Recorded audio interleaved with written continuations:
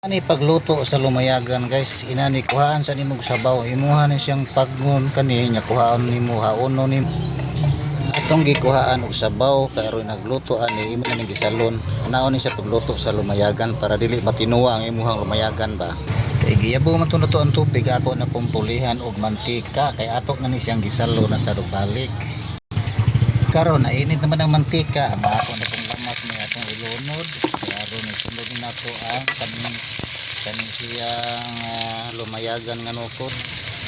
Ano siyang kayon guys.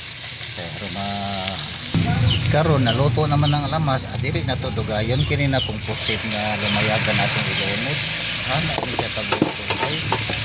Atong ukay-ukayon kadiyot, dayon ato siyang takuban kay para siya ato na siyang takuban kay human na marikukay ato na printaw-tawran guys kay aron ato na puning ablihan kay ato na puning timplahan gara oyster sauce na pud ang kailangan dira ato ni siyang bubuag mayo para pertig ni siyang lamian guys kay para paniud ko ni siya pakaw kani naghuman ato na puning bubuan og madut sarap para malamig gini siya mayo ina atong ukay-ukayon naghuman ato ni siyang tabunan na pud balik. Kini guys kay naluto naman human naman ning timpla tanan perti nang luto ani maniud to nata kaya lami na kay ni guys. Salamat, thank you, bye bye.